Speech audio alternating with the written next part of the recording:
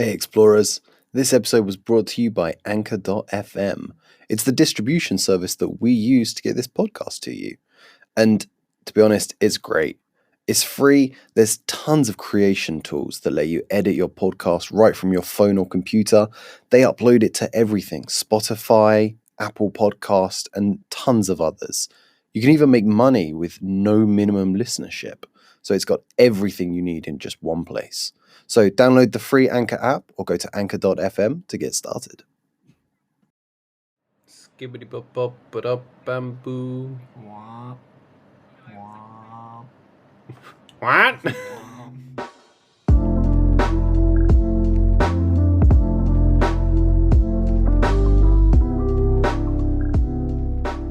JT, you're so muscly. Wake up, Toby! Sorry, I was having the most wonderful dream. Welcome back to Rules. Keep up, JT. Written. Rules is written. The D&D podcast where we tell you the rules as we interpret them sometimes. Objectively. So, we're getting back on track with the classes. This week, we have Paladin. Oh. What do you make of the Paladin, JT? I think what sums it up is right in the text. Cosmic struggle against evil. So, yeah, Paladins are basically religious warriors. Yeah. Which is much cooler in D&D than real life. Well, it depends on how you play it, I guess. So, JT, you said a quite good summary of what they are. They're kind of like clerics and Plus fighter. fighters Yeah. mixed together. They're half casters, so they can only cast up to level 5 at their top level, but they do have access to some decent spells. Mm-hmm. And then you get all of the armor proficiencies that you get from like fighting. type of Yeah, stuff. you are a big boy. Yeah, high AC. Damn. So, we start with the quick build. What's on the menu today for the quick build Paladin? Strength and charisma. Nice. Yeah, so strength should be your highest, followed by charisma. That's your hitting stuff muscle. And charisma is your spell. Muscle. Yeah, so you're running off charisma, like druids run off wisdom, all those kind of things. Yeah. That's your spell casting ability. What kind of hit dice are we looking at? So you'll have a D10. He's a beefy boy. Yeah, on the He's high a end. beefy boy. Highest barbarian. Barbarian. That's quite good. What proficiencies are we working? So you can have all armor. Just all of them. You can have all armor. At the same time? Yeah. You go like the whole set. Nice. You can also have access to shields. That's Obviously, cool. every picture you'll ever see of a paladin has a big old shield. Yeah, because they're a bit more. I think they follow the kind of the flavor, at least, follows the clerik in that they are a protecting force. They're the defenders of good. Yeah, they're a defensive, a stout. Obviously, you don't have to play them like this, but they're the last bastion against evil. Yeah, well, if you want to play them fucking right. No room. So they can have all armor, all shields, and simple and martial weapons. So basically, paladins can use everything. Yeah. If you pick up it's something- like, just like fighters, right? Yeah, they can You know just how to use it. everything. However, they also have no tools. I believe fighters also have no tools. Yeah, they don't really have a lot of hobbies, I guess. God is the hobby. That's, Yeah. that's the big one. That's the flavor that they get in there. So yeah, I mean, they're pretty. You don't have to remember any proficiency stuff. Quite easy. Yeah, and then your saving throws will be wisdom and charisma. Mm-hmm. And the skills that you'll have access to your skill proficiencies will be athletics, insight, intimidation, medicine, persuasion, and religion. Choose 2. Yeah. What do you think of those? Kind of makes sense. Medicine's a little weird, I think. But I Yeah, I think it guess- crosses over with the cleric. Although they do have Protection-y. lay on hands. Yeah. That's quite a big part of them. I don't know. Maybe the persuasion. I is like a bit that weird, they or have- intimidation. I like that they have both persuasion and Yeah, intimidation. it's like they are the good cop and the bad cop. All rolled That's into quick. one. Nice. So you only get 2. That's kind of on the low end. Yeah. But that's the skeleton. That's Yeah. what you're kind of working with. Let's get into feats. What feats do they have? So at the beginning, you get divine sense. JT, what is divine sense? I'm so happy you asked. It's kind of like detect good and evil. Like you get, It's just like you kind of know if there's something bad, really, really bad, or something really, really good near you. So it's not if there's like a tax evader, you don't get to know that. Depends on if there's someone that steals grapes from the supermarket, you got no idea. Yeah, it's the difference between larceny and grand larceny. But it'll be up to the race, actually. It takes an action to cast, and you'll know the location of any celestial, fiend, or undead within 60 feet of you. That is not behind total cover. That seems crap. Yeah, the total cover thing really kind you can probably just see them. Yeah. 60 feet, Is that a zombie over there? Hold on. Wait, Paladin, verify. Maybe if he's in a disguise. He comes up with one of those captcha. Tick if you are not a zombie. It's just like a fiend with like a mustache, like a fake mustache. Yeah. Oh my god. Like, I guess if it's like a celestial pretending to be a human, if that happens, or I guess, or you're in undead darkness, that's like trying to pass as like a undead. But the DM's really got to lean into that, be aware of it, and lean into. I think this is one that goes forgotten in a lot of games. Probably doesn't come up a ton. Are there any other rules to it? Yeah, so actually you can also detect, maybe what might even be more useful in some circumstances, is that you can also detect the presence of any place or object that has been consecrated or desecrated, such as with the Hollow spell. That's cool. Is there a limit to how many times you can use this? Well, it's once plus your charisma modifier per long rest. So you should probably be starting off with 4, maybe capping out at 6. Yeah, depending on how you rolled your character. I mean, that's quite a lot per long rest. I can imagine just sensing everything he's seeing. How do you do that? Do you think he just prays, or do you think he just goes around sniffing the dirt, just like smells like corruption? That could be different per paladin. I feel like maybe part of their paladin training is like developing some kind of keen sense for like smells like there was a little bitch here. Oh my god. Maybe it's like echolocation. You just stand in the middle going just screaming, but it's like religious text too, so he's just like shouting religious text into the atmosphere until something what would actually be happens. cool if you could do like something like the call to prayer, or like the things of Hinduism. You're just sitting there like singing religiously, maybe, and like, then a it little kind bit, of like- comes to you. That could be a very cool, like, genuinely flavorful way to do it. Or if you go around like The Exorcist and you're just shouting Bible phrases until something starts to like have a reaction. That's so that's crap sense. What's lay on hands? That's the next one. This one's quite good. Yeah. This is strong. We both agree. Lay on hands, solid. You get it level 1 as well. These are both level 1. Yeah. So Lay on Hands is kind of like a bless mixed with heal wounds with a little bit of like, special sauce for paladins. Nice. So you'll have a pool of healing power, and this pool will be an amount equal to your paladin level times 5. And with those points, you can use to either heal somebody or use 5 of them to cure some kind of disease. It's pretty good. Or neutralize a poison or something. Firstly, it's versatile. That's what I like because about you it. can use like a little bit at a time if you want. Yeah, it's not like a spell where you're rolling dice and you have to take that number. You can choose the exact amount you need and then heal up to that. Yeah, and if you're at like level 10, you get 50 of these guys, and like your wizard has exactly that much hit points anyway. Yeah, you can definitely keep the party going for another few encounters just off this alone. Yeah, so it's a nice way especially to have, in the like, later levels. Flexible healing type of thing. Yeah. And is it an action? Yes, it is one action. Cool. So also you have to touch them. That's kind of the only bad bit. Yeah. It is a touch spell. It's very sensual.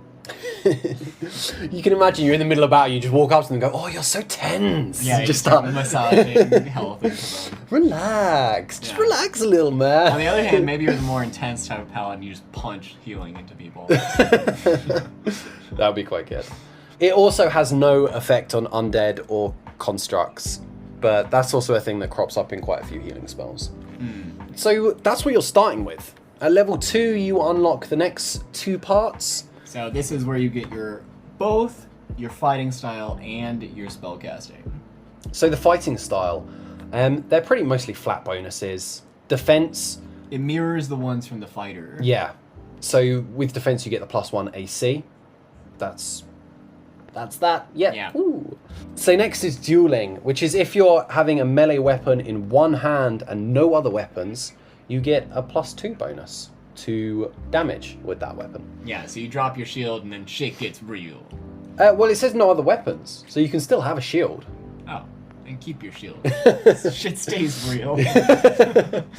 So shit stays the acceptable mandated level of real. Great weapon fighting. If you roll a 1 or a 2 on your damage with a weapon that you're wielding with 2 hands, you can re-roll it, but you must take the second one. Yeah, so this is only for 2-weapon or versatile weapons that you're wielding with both hands. And the final one? Protection. This one maybe sounds the most paladin-y, Yeah. I guess. Where you can use your reaction to impose disadvantage on an attack roll against a creature you can see that is within 5 feet of you. I like this one because it's interactive. I said that again in the fighter episode. But we should also mention that these are all exactly the same as the fighters' fighting styles. Yeah. There's See, nothing fire new episode. here. Yeah. But what is not in the fighters section is spell casting. You get spell casting at level 2, and it works kind of similar to the cleric. Yep. So you'll have your spellcasting focus of like a holy symbol or something, and I believe that you just have access to your entire pool of like paladin Yeah, spells, you then do. You can spend some time to change these. On a So long you rest. can, so you change them on a long rest, and you can choose from any spell in the paladin list that you have spell slots for, which is pretty neat. However, you're a half caster, so you're not going to have as many spell slots as some of the other classes we've been looking at.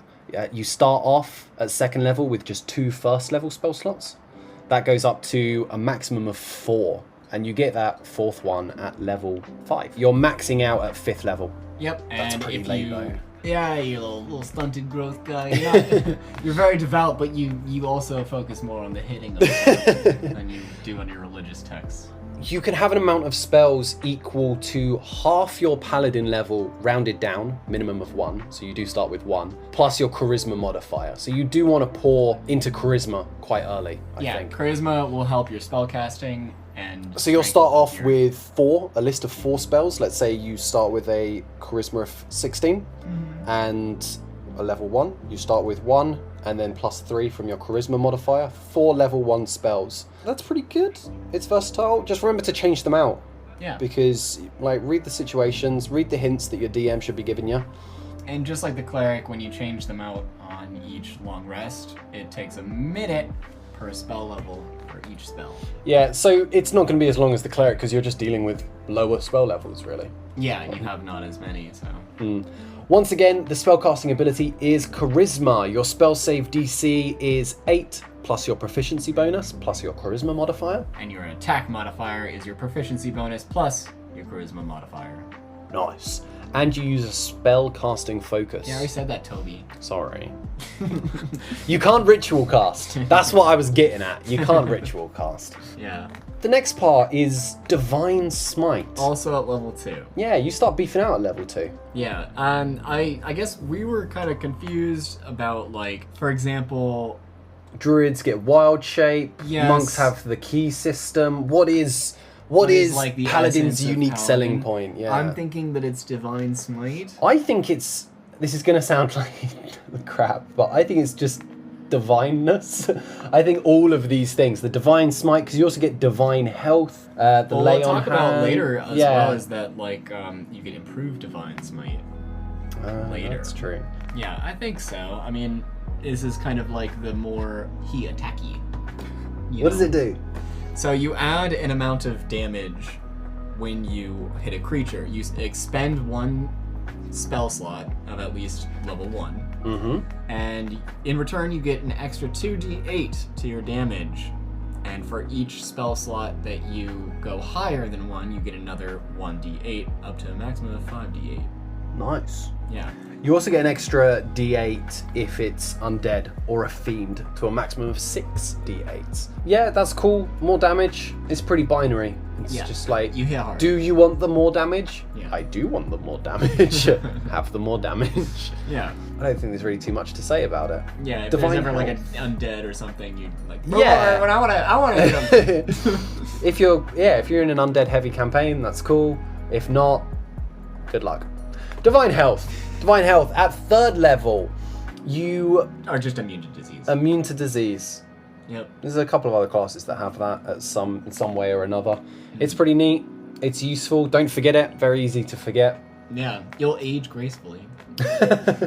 Sacred Oath. Now this is where you go into Choose your path. Yeah, type you of choose thing. your path. There's 2 kind of parts to this. You get Oath spells, which is an extra spell list that you get to draw on. So you'll be able to draw on maybe Warlock spells, or Wizard spells, or Druid spells. Yeah, So you can really kind of expand your class. and that's actually kind of similar to the Warlock in that, like, you'll get some kind of access to new spells depending on what Yeah. kind of path you choose. And Channel Divinity. You will also get access to Channel Divinity, similar to the Cleric.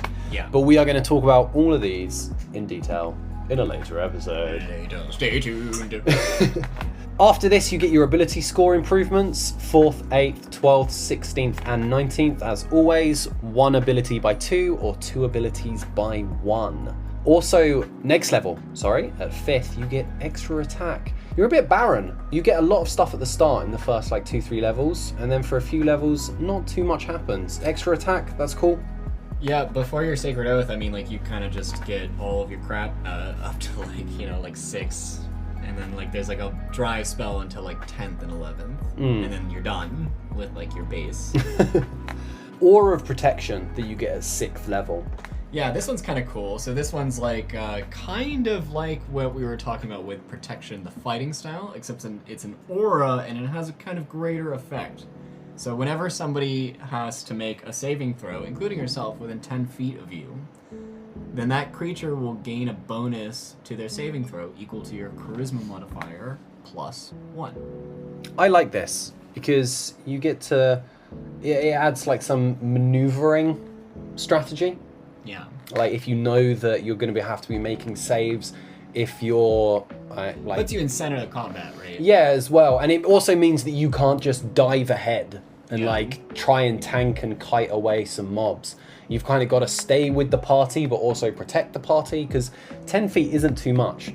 Staying near the wizard in the party, but also trying to get in there and actually deal out some damage, I think it's an interesting kind of problem to solve. Makes it a little bit more strategic. It kind of gives an air of... I think that this is why maybe a lot of paladins are associated with leaders and leadership Yeah. of roles. I think this is a good example of a static ability that is also really well crafted, because I know I hate on static abilities a lot on this podcast, but they don't have to be boring.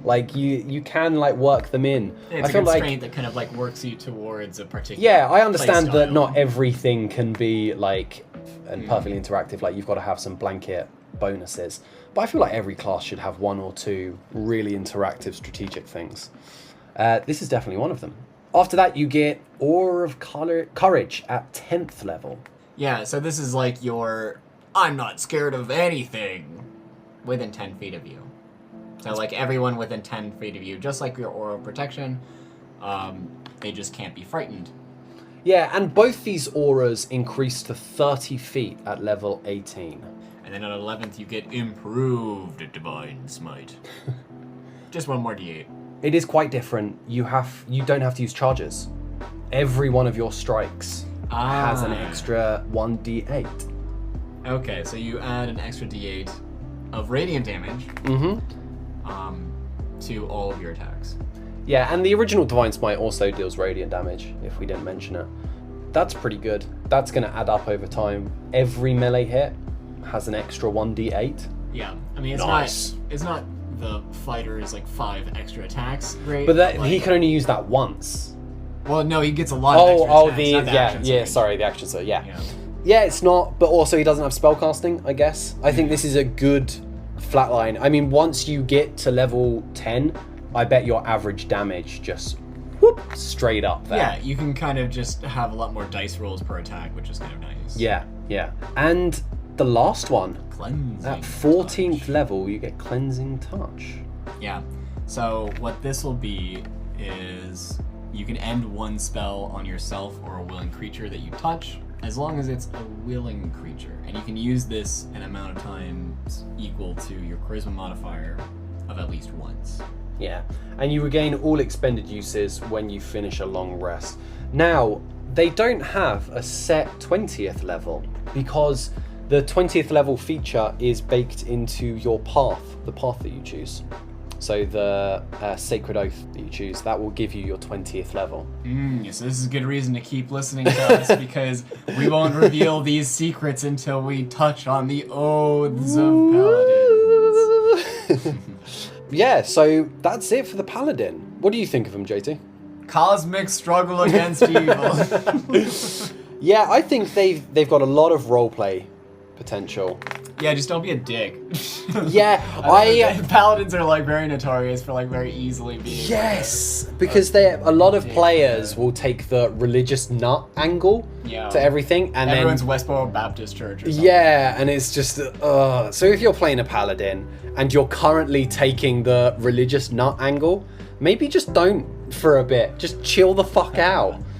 Yeah, I think whatever you do, like it's got a good flavor. It's a very strong personality. Which contrasts like the with, like, fighter is like a real blank slate, but this has a very clear direction. You are a holy warrior. Yeah, you have a very strong path ahead of you, and that can be, you know, with great power comes great responsibility. It could be like a great asset to your team, but like with any kind of playstyle, you always have to hedge this against like what are your party's goals, and trying to roleplay.